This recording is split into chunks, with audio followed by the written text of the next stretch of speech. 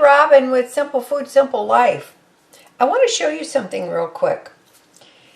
The other day I had a can of pears that I had had in my pantry for quite a long while, and I thought I should use them up. So they were pears that were canned in light syrup. Now, this is the syrup that I drained off of the can of pears, and I just poured it off in this mason jar. So you can see, and you can also see that there's some, little bits in the bottom.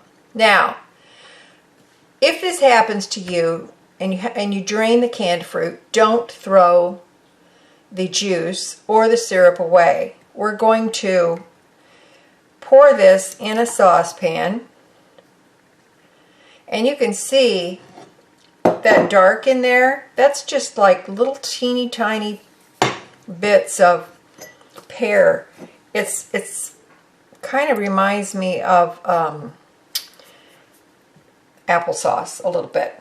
So okay, so I'm going to, this is what I'm going to do.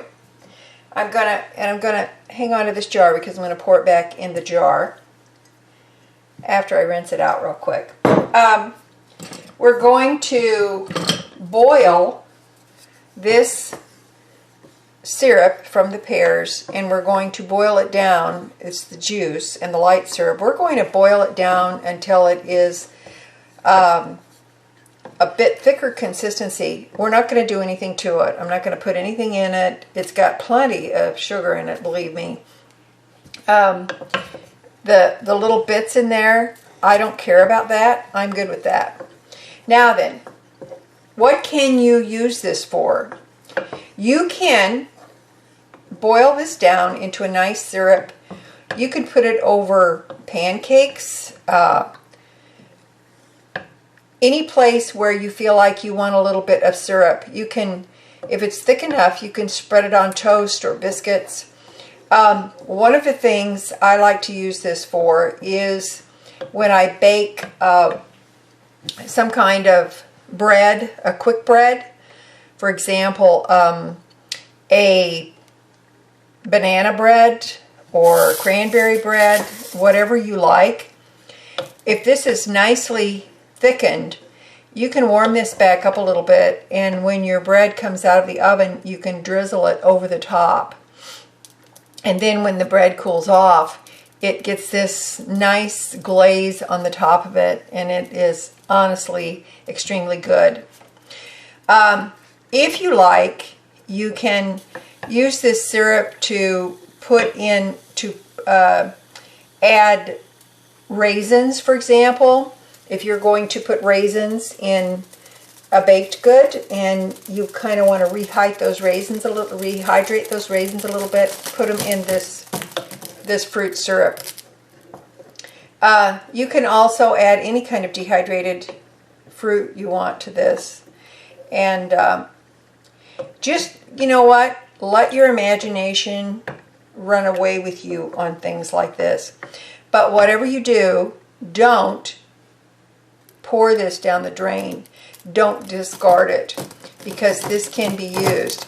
Essentially, it's a fruit juice with lots of sugar. So think of this in terms of not waste, but think of it in terms of just another sweetener that you can keep in your pantry.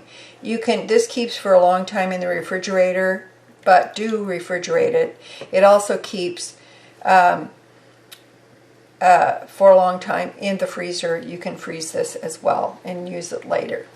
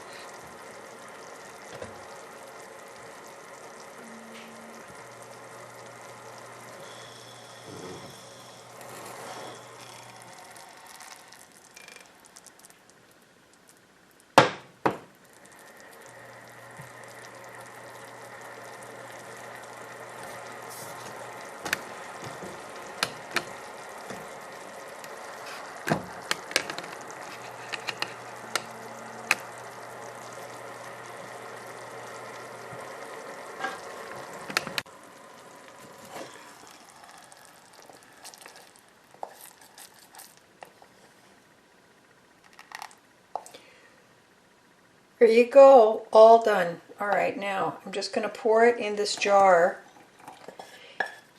And the reason I'm putting it back in this jar is because I want you to see how much the juice has reduced.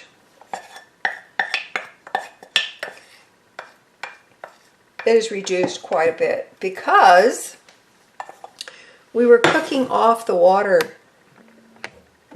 Okay? All right. That's it. Now we have some delicious pear syrup. We can use any way we want. And once you put this in the refrigerator, it will thicken up even more. You can actually use this as a honey replacement. And like I said, put it on baked goods. It's delicious. And I'm not kidding. So let's see. A little hot there. It's really good. It's sweet and tart at the same time. It's delicious. Pear syrup. So remember, when you have that canned fruit, don't throw away the juice. Don't drain off the liquid that it's packed in. Save it, cook it down, and make your own fruit syrup. All right, I love you. You know I do. And as always, little is much when God is in it. Okay, talk to you later. Bye.